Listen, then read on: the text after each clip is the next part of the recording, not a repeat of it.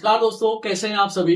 दोस्तों, क्या आपके भी क्रेडिट रिपोर्ट पे कोई fake loan account number add हो गया है और उसके वजह से कोई भी फाइनेंसर आपको फाइनेंस नहीं कर रहा है। आप फोन, टीवी, फ्रिज, घर का लोन या आप कोई भी तरीके से कार लोन लेने जा रहे हैं या पर्सनल लोन या क्रेडिट कार्ड अप्लाई कर रहे हैं, लेकिन वो लोन रिजेक्ट हो जा रहा है। क्यों? एक तो आपका क्रेडिट स्कोर डाउन हो गया है वो फेक लोन की वजह से। तो कैसे इसको रिमूव कर सकते हैं और कैसे मैंने अपने क्रेडिट रिपोर्ट से एक फेक लोन जो होम क्रेडिट के नाम पे चल रहा था, कैसे मैंने उसको क्लोज करवाया, वही आज मैं आपको बताने वाला हूं। ये वीडियो काफी हेल्पफुल रहेगी आप लोगों के लिए जिनका कोई एक फेक लोन अकाउंट दिखा रहा है वो उनके क्रेडिट रिपोर्ट पे, जिनकी वजह से उनको कोई फाइनेंस नहीं कर रहा है। तो यहां पर आपको पहली बात तो एक चीज समझनी पड़ेगी कि अगर आप कभी भी इस तरीके की गतिविधि में पड़ते हैं या कभी भी इस प्रॉब्लम में पड़ते हैं तो वो तब पड़ते हैं जब आप कोई चीज फाइनेंस कराते हैं और एकदम से आपको पता चलता है कि कोई लोन आपके अकाउंट में जो है ऐड हो गया है जो आपने कभी लिया ही नहीं था।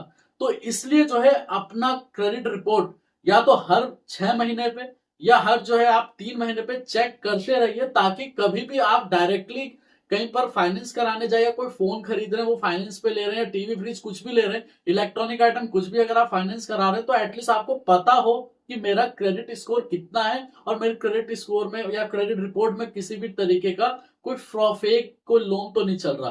तो आप उस टाइम में कॉन्फिडेंट रहेंगे। लेकिन मैं आपको अपने ही सिनेरियो समझाता हूं। आज से करीबन जो है 2019 में एक फेक लोन मेरे क्रेडिट रिपोर्ट पे दिखा है। मैं आपको एक स्क्रीनशॉट भी दिखा रहा हूं।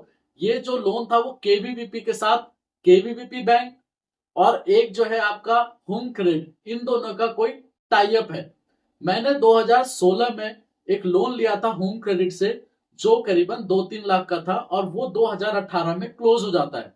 अब मेरे क्रेडिट रिपोर्ट पे आज मेरा क्रेडिट स्कोर आप देख सकते हैं कि ये 750 से भी नीचे आ गया, जिसके वजह से मेरे को भी प्रॉब्लम हो रही है। लेकिन मेरे को पता है कि धीरे धीरे करके ठीक हो जाएगा।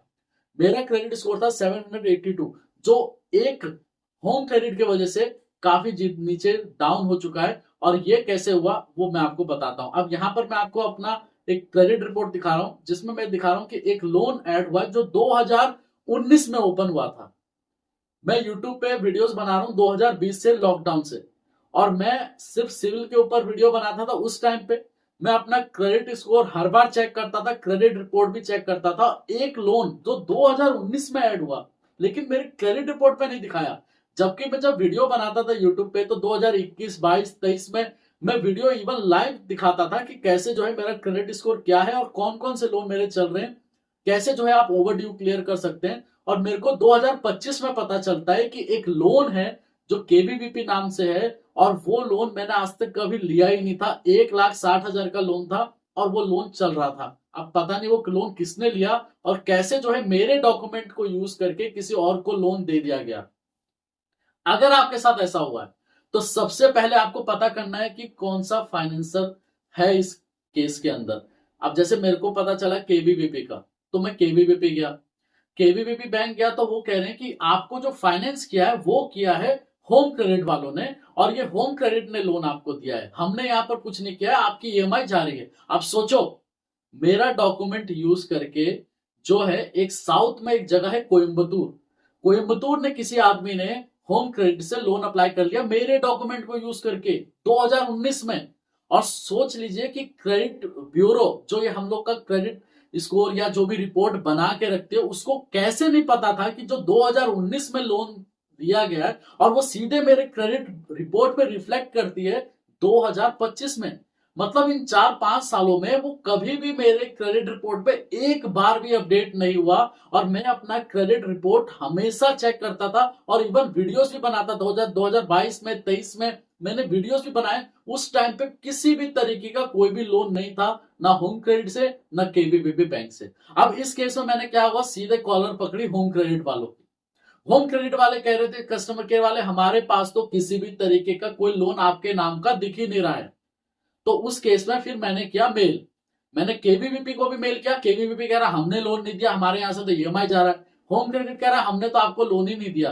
बाद में पता चला, जब मैंने थोड़ा एक्स पे भी जो है पोस्ट किया, मैंने मेल किया होम क्रेडिट वालों के, उनके सीनियर्स को भी मेल किया, तब जाके उन्होंने मेरे को बोला कि सर आप अपना क्रेडिट रिपोर्ट डाउनलोड करके वो पीडीएफ भेजिए, अपना फोटो भेजिए, आप जो है अपना पैन कार्ड, आधार कार्ड, ये सब कुछ भेजिए। बिजली का बिल भी बोला कि आप वो भेजिए। मैंने सारा अपलोड करके डाल दिया वहां पर। 1 महीने तक मेरे को घुमाते रहे, मेरे को कस्टमर केयर वाले घुमाते रहे, मेरे को कोई रिप्लाई नहीं आ रहा था। फिर एट ए लास्ट जब मैं उनके होम क्रेडिट वालों को दोबारा से मेल किया, ये सारे कुछ दोबारा से मैंने उनको पोस्ट किया, तब जाके उन्होंने एक्शन लिया। और उसके बाद उस लोन अकाउंट को जो एक्टिव शो कर रहा था मेरे क्रेडिट रिपोर्ट पे, जो फेक था, और उसको अब उन्होंने उसको प्रॉपरली क्लोज कर दिया। ये लोन मैंने लिया ही नहीं था, तभी जो है मेरे को इतने सारे मेल्स करने पड़े। तो इसीलिए पहले आप फाइनेंसर का पता कीजिए कि फाइनेंसर कौन है उसका। और अगर आपको मैं एक बात बता दूंगा, अगर आपने छोटे मोटे लोन ऐप से लोन लिया हुआ है जो 7 दिन के लिए, 5 दिन के लिए, 2 दिन के लिए लोन देते हैं, और वो फाइनेंसर ने अगर आपके क्रेडिट रिपोर्ट पे कोई फेक लोन दिखा दिया है, तो बहुत रेयर चांसेस है कि आप उसको हटा पाएंगे। क्यों? क्योंकि जो है उन लोगों का ना तो कोई कस्टमर केयर बात करता है, और ना ही उनको मेल करो तो कोई रिवर्ट आता है। सामने से कोई आदमी होना चाहिए एटलीस्ट उसको रिवर्ट करने के लिए। नहीं तो आप सीधे आरबीआई में कंप्लेन कर दीजिए कि ये फेक लोन जो मैंने आज तक कभी लिया ही नहीं है, वो मेरे क्रेडिट रिपोर्ट पे कैसे दिखा रहा है। यहां पर क्या हुआ था मेरे साथ कि होम क्रेडिट वालों ने मेरे डॉक्यूमेंट को यूज करके, जो मैंने 2016 में जो डॉक्यूमेंट्स लगाए थे लोन के वक्त, और जो मेरा फोटो क्लिक किया हुआ था उन्होंने, तो वही फोटो जो है उन्होंने मेरा यूज करके 2019 में कोयम्बतूर में बैठे किसी आदमी को 1,60,000 का लोन दे दिया। अब 1,60,000 रुपए का जो है लोन उनको प्रोवाइड करा दिया। वो ईएमआई पे हो रही है, क्या हो रहा है, नहीं हो रहा, ना वो केवीबीपी जानता है और ना वो होम क्रेडिट। वैसे तो जानता, ऊपर का मैनेजमेंट सब है, और मेरे ही डॉक्यूमेंट को केवीबीपी बैंक वाला कंप्यूटर से दिखा रहा है कि आप देखिए ये आप ही ने लोन ले रखा है। और जब एट ए लास्ट जब मैंने इतना जब उनको मेल किया, फलाना किया, जब किया, तब जाके उन्होंने माफी मांगा।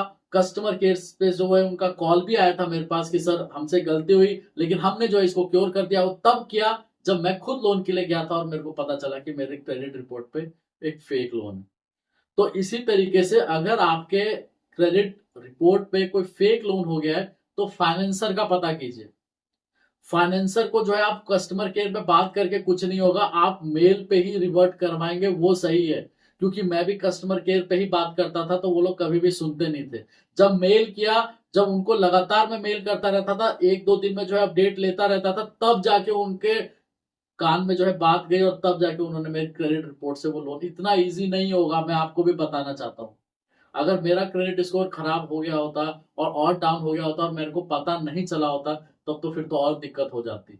इसलिए पहले फाइनेंसर का नाम पता करो, फाइनेंसर कौन है। और नहीं तो आप मेरे को ना, मैंने नंबर भी दे रखा है, आप मेरे को कांटेक्ट जरूर करो, मैं आपको बताऊंगा, इसमें हेल्प मैं करूंगा जरूर आपकी, कि कैसे जो है आप इसको क्योर कर सकते हैं। लेकिन अगर आपने ये छोटे मोटे लोन ऐप से लिया होगा, तो दोस्तों अगर इसका कोई कस्टमर केयर होगा या मेल पे कोई रिवर्ट देने वाला होगा, तो डेफिनेटली वो भी क्योर होगा। लेकिन ये चाइनीज ऐप, बहुत सारे ऐसे ऐप आ गए हैं, और काफी लोग 2 दिन के लिए, 3 दिन के लिए भी लोन लेते हैं। लेकिन उस सब पे मत जाइए। आप अपना डॉक्यूमेंट हर जगह अपलोड मत कीजिए।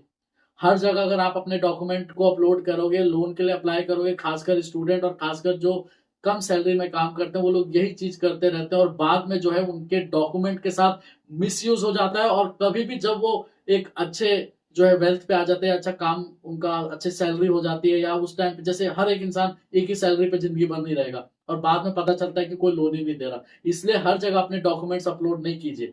होम क्रेडिट वालों ने क्या करा कि मेरे पुराने डॉक्यूमेंट को यूज करके उन्होंने जो है अप्लाई कर दिया लोन किसी और के नाम पे, और मेरा मोबाइल नंबर और सारे जो है मेरे डॉक्यूमेंट्स यूज करके। इसलिए जो है आप डॉक्यूमेंट्स हर जगह अपलोड मत कीजिए, नहीं तो आप ही को दिक्कत होगी। और इसके अलावा कोई भी डाउट हो तो आप कमेंट या मेरे को कांटेक्ट भी कर सकते हैं। ठीक है दोस्तों, धन्यवाद।